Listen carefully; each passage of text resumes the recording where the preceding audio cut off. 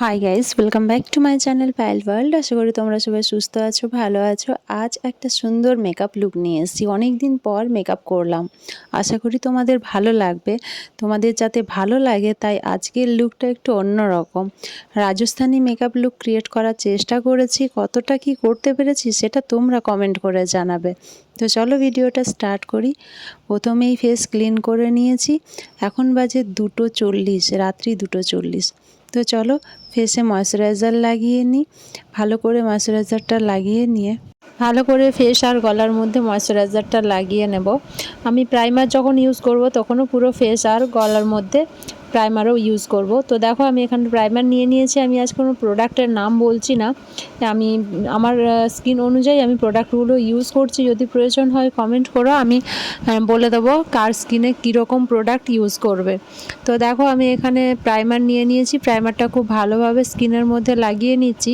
আর প্রথমে যেটা বলা হয়নি সেটা হচ্ছে স্কিনটা ক্লিন করে যে কোনো মেকআপ বা যে কোনো ধরনের ময়শ্চারাইজার ক্রিম আমরা ইউজ করতে পারি। কারণ ফেস যদি আমাদের পরিষ্কার না থাকে তাহলে এগুলোর এফেক্ট পড়ে ফেসের মধ্যে প্রচুর পরিমাণে ব্রণ, র্যাশেস এগুলো বেরোতে থাকে। তো দেখো এখানে আমি প্রাইমারটা ইউজ করার পর খুব ভালোভাবে প্রাইমার ব্লেন্ড করে নিয়েছি। প্রত্যেকটা ক্রিম খুব ভালোভাবে স্কিনের মধ্যে ব্লেন্ড করতে হবে।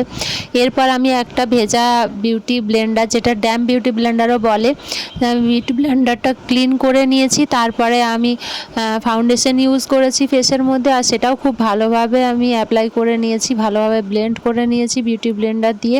তারপরে আমি এখানে ফেসটা একটু কন্ট্রোল করে নিচ্ছি। আমার এখানে এরকম স্টিক কন্ট্রোল ছিল, তো আমি এটা দিয়েই করে নিচ্ছি। আমি কোনো রকম প্রোডাক্টের নাম মেনশন করছি না। আবারও বলছি, যদি প্রয়োজন হয় কারো তাহলে আমায় অবশ্যই কমেন্ট করো, আমি রিপ্লাই করে দেবো। তো দেখো এখানে আমি এটাকেও খুব ভালোভাবে ব্লেন্ড করে নিচ্ছি যাতে স্কিনটা একটুখানি অন্যরকম হয়, মানে ফেসটা যাদের একটু মোটা ফেস বা এরকম ডবল চিন রয়েছে তাদের ফেস কন্ট্রোলের খুব প্রয়োজন হয়। কন্ট্রোল না করলে ফেসটা অনেকটা মোটা মোটা হেলদি লাগে। এমনিতেই মেকআপ করলে আমাদের ফেস অনেকটা হেলদি মনে হয়।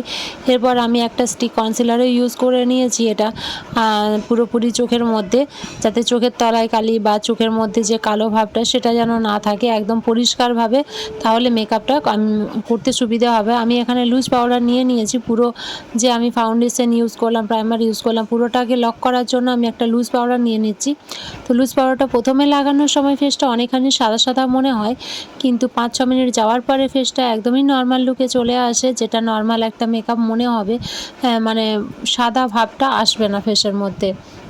তো এরপরে আমি পুরো গলায় মুখে ভালোভাবে অ্যাপ্লাই করে নিচ্ছি। আর মেকআপের ভিডিওটা কীরকম লাগছে সেটা তো অবশ্যই সবাই কমেন্ট করে জানাবে। এর সাথে জানাবে তোমরা কী ধরনের মেকআপ লুক দেখতে চাও, তাহলে আমার অনেকটা সুবিধা হবে। তোমাদের পছন্দ মতো ভিডিও আপলোড করতে পারলে আমার অনেকটা ভালো লাগবে, আর আমারও সত্যি কথা কাজের অনেকটা সুবিধা হবে। তো দেখো এখানে আমি ফেস খুব ভালোভাবে মানে লক করে দিয়েছি। তারপর আমি এখানে আইব্রোটা ড্র করে নেব। আমি আইশ্যাডো প্যালেট থেকেই একটা ব্ল্যাক শ্যাডোর ওপরেই আমি নিয়ে পুরো আইব্রোটা কভার করে নিই। এটা যে একদম ডার্ক ব্ল্যাক তা না। এরপর আমি কাজল অ্যাপ্লাই করছি। আইব্রোটা পুরোপুরি সেট আপ করে নিয়েছি। এরপর আমি কাজলটা অ্যাপ্লাই করছি লোয়ার লিড আর আপার লিড দুটোতেই আমি দেবো আইলিডের মধ্যে। আর ওপরে যেখানে আইলাইনার পরে ওখানটাতেও অল্প করে দেবো, তাহলে স্মোকি আইসটা খুব ভালোভাবে ক্রিয়েট হয়, দেখতে অনেকটা ভালো লাগে ব্ল্যাকটা।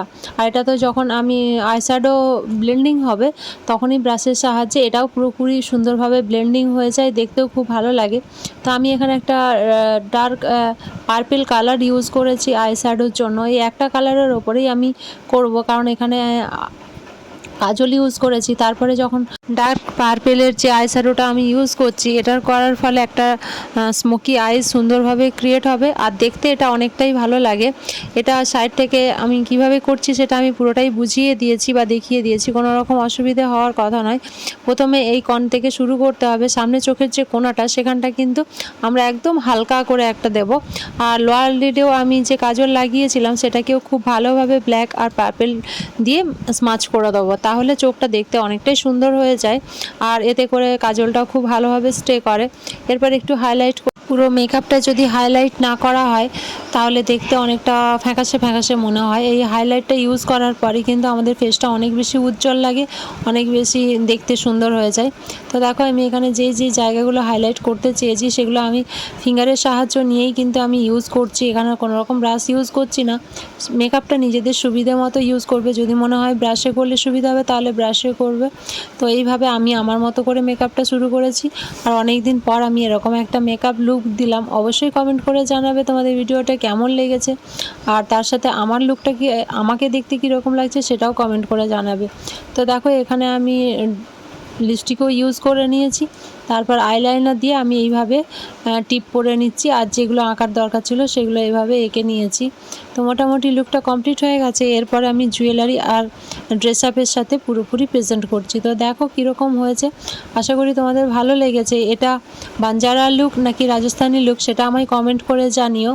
আর আমি আমার মতো করে প্রেজেন্ট করেছি, আই হোপ তোমাদের ভালো লাগবে। যদি ভালো লাগে তাহলে লাইক, কমেন্ট, শেয়ার, সাবস্ক্রাইব করে চ্যানেলটিকে এগিয়ে যেতে সাহায্য করবে। সুন্দর সুন্দর কমেন্ট করবে যাতে অনেকটা মোটিভেট হই এগিয়ে যাওয়ার জন্য। তো সবাই অনেক ভালো থেকো, সুস্থ থেকো, সাবধানে থেকো।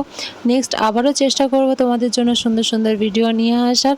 আর লুকটা কীরকম হয়েছে সেটা কমেন্ট করে জানিও। যদি কোনো রকম আমার ভুল ত্রুটি হয়ে থাকে সেটাও কমেন্ট করে জানিও, তাহলে আমার অনেকটা ভালো লাগবে বা আমার নিজের ভুলগুলো আমি শুধরে নিতে পারবো। আমি আমার মতো করে পুরো মেকআপটা করেছি। আর জুয়েলারিগুলো একদম পারফেক্ট না থাকার কারণে একটু হয়তো জুয়েলারির দিক দিয়ে সমস্যা হয়েছে, কারণ আমার একদম পারফেক্ট জুয়েলারি ছিল না, কারণ এই মেকআপ লুকটা করার জন্য আমি এতটা প্রিপেয়ার ছিলাম না।